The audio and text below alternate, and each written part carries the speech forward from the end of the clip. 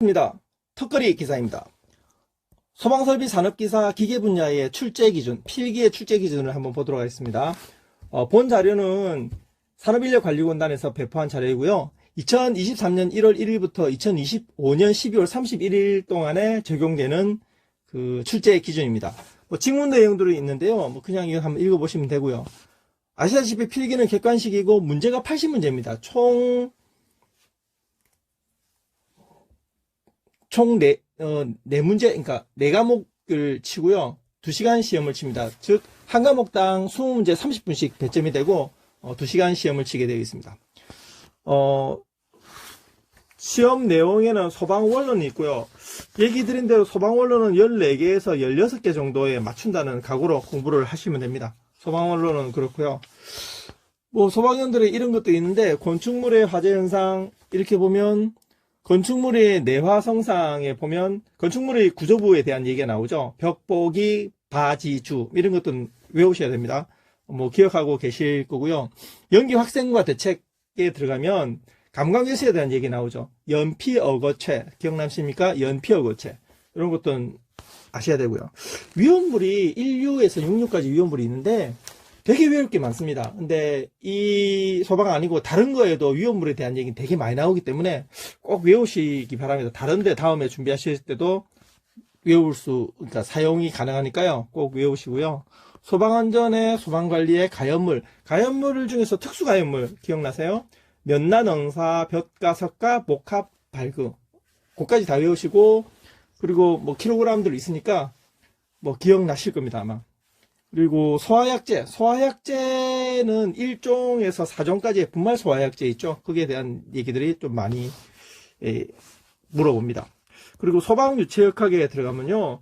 여기는 딱 4문제. 4문제가 내가 풀어서 합격할 수 있도록 4문제만 푸시고, 그리고 나머지 16문제 중에서 찍어서 25%의 확률로 한 8개에서 10개 정도 맞추게 됩니다. 그렇게 하면 성공을 합니다. 근데 누구는 물어보더라고요. 16개를 찍어서 꼭 25%가 안 나오지 않느냐? 맞습니다. 그런데 내가 4문제를 풀어서 맞출 능력이 있으면요. 나머지 16문제를 찍을 때도 말도 안 되는 예제들이 한두 개씩 꼭 있습니다. 그거는 제낄 수 있는 능력이 생기거든요. 그래서 4문제를 내가 풀어서 맞춘다면 16개를 찍을 때도 확률이 30% 또는 2개 중에 하나 50%로 올라갑니다. 그래서 10개까지도 충분히 풀 수 있으니까 꼭 4개는 풀다는 자세로 좀 공부를 하시고요. 유체, 유동의 해석 이런 것들이 있고요. 이때는 베르누이 방정식이 되게 잘 나옵니다. 베르누이 방정식 하면 뭐가 있죠? 유정마비 생각나세요? 유정마비 얘기가 되게 좀 많이 나오고요. 그리고 유량 측정을 하면 오벤 위로 생각나시죠? 오벤 위로 그런 것들이 있습니다.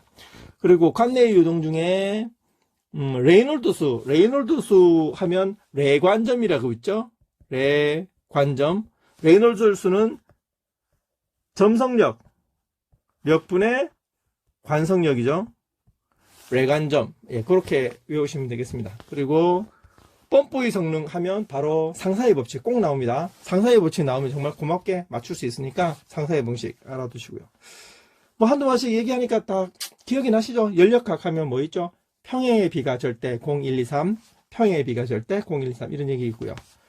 그리고 킬로노 사이클 하면 꼭 아셔야 되는 게 등온이라 하면 옆으로 움직이는 거, 그리고 단열이라 하면 아래 위로 움직이는 게 그렇게 킬로노 사이클이 되어 있죠. 그렇게 외우시면 되겠습니다.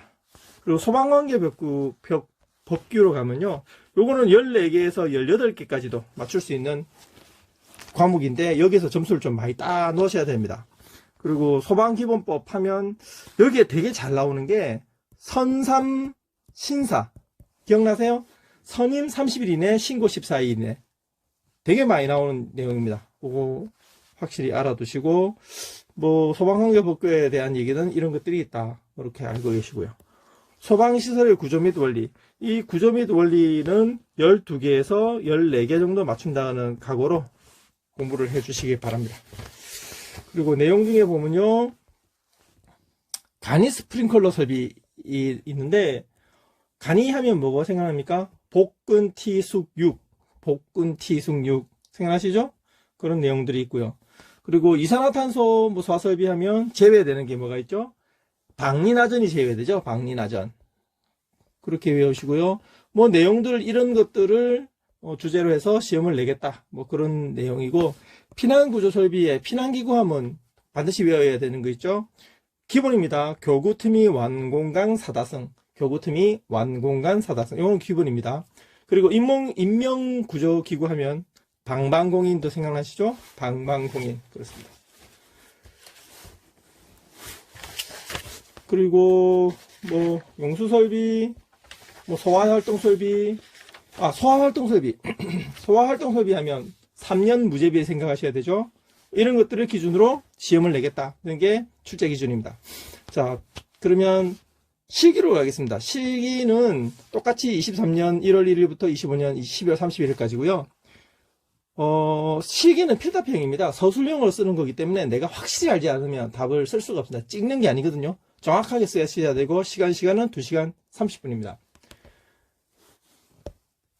그 내용 중에 뭐 직무 내용, 이거는 그냥 이런 거를 자격을 따야지 할 수 있다, 뭐 그런 거지. 이거를 자격을 딴 사람은 반드시 이걸 할 수 있어야 된다, 이런 뜻은 아닙니다. 그냥 한번 읽어보시면 되고요. 시험 시간은 2시간 30분인데 기사 같은 경우에는 3시간 시험을 칩니다. 산업기사는 2시간 30분을 시험을 치게 되어 있고요. 그리고 산업기사에는 소방 기계시설 시공하기 전에, 기사에는 설계도서 검토하기라는 게 있는데 산업기사에는 없습니다. 근데 산업기사에는 그 과목이 없다고 해서, 그 부분이 없다고 해서 공부 양이 뭐 급격히 줄어든다, 그런 건 아닙니다.